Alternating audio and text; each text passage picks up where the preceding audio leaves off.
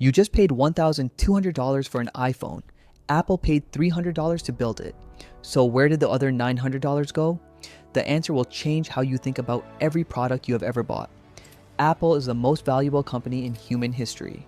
Over $3 trillion, more than the entire GDP of the United Kingdom. But Apple does not make a single product. Not one. Every iPhone, every MacBook, every AirPod is built by Foxconn, a Taiwanese manufacturer operating in China. 200,000 workers under one roof. None of them Apple employees. The components in your iPhone cost Apple roughly $300. The worker who assembled it earns about $30 a day. Apple's job is not to build products. It is to make you feel something when you hold one. Most companies dream of a 20% profit margin. Apple operates at 46%. For every dollar you spend, Apple keeps nearly half. How? Because Apple doesn't compete on price. Apple competes on identity. An Android phone with better specs costs $400. The iPhone costs $1,200, and people choose the iPhone. Apple understood something most companies never learn. People don't buy specifications, they buy status, they buy belonging. The Apple logo on the back of your phone tells the world something about who you are. That psychological premium is worth hundreds of dollars per device, and Apple collects it on 1 billion devices a year. Here is where Apple's real genius begins. Buying one Apple product is not a purchase. It is an entry fee. Your iPhone connects seamlessly to your MacBook. Your MacBook syncs to your iPad. Your AirPods switch automatically between all three, but only if every device is Apple. The moment you introduce an Android phone, the magic stops. This is called the ecosystem, and it is the most profitable lock-in strategy ever built. Once you are inside, leaving costs you everything. Your photos, your messages, your app purchases, your muscle memory. Most people never leave. For 40 years, Apple made money selling hardware. Then in 2016, they realized something. Hardware gets replaced every few years, but services, subscriptions, pay every single month forever. Apple Music, iCloud, Apple TV Plus, Apple Arcade, Apple Pay, Apple News Plus, the App Store, each one a monthly charge, each one quietly billing 1 billion customers. Apple's services division now generates over $85 billion a year.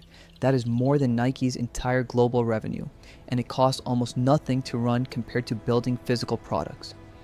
Every app on your iPhone went through Apple's App Store. Apple approves what gets in. Apple sets the rules, and Apple takes 30% of every purchase made inside every app. Spotify charges you $10 a month. Apple takes $3 of that. Netflix sells you a subscription. Apple takes a cut. A game sells you virtual coins. Apple takes 30 cents of every dollar.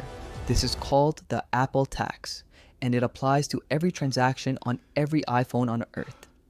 Epic Games, the maker of Fortnite, refused to pay. Apple removed Fortnite from the App Store overnight. 3.5 billion users suddenly couldn't download the game. That is the power of the platform. In 2017, Apple admitted to something that millions of customers had suspected for years. They were deliberately slowing down older iPhones. Apple said it was to protect battery health. Critics said it was to push upgrades. Apple paid $500 million to settle the lawsuit without admitting wrongdoing. Whether intentional or not, the result is the same. The average iPhone user upgrades every 3 years. Apple designs products knowing this. The upgrade cycle is not a side effect of their business. It is the business. Apple has one enormous vulnerability. 90% of iPhones are made in China. One political decision, one trade war, could cripple the entire supply chain overnight. Apple knows this. They have spent billions trying to move production to India and Vietnam. But China has the factories, the workers, and the expertise that took 20 years to build.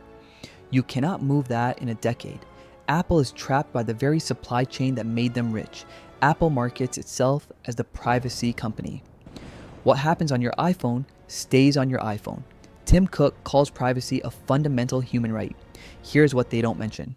Apple charges Google $18 billion a year, yes, billion, to be the default search engine on Safari. Google pays that because Safari users generate that much data for them.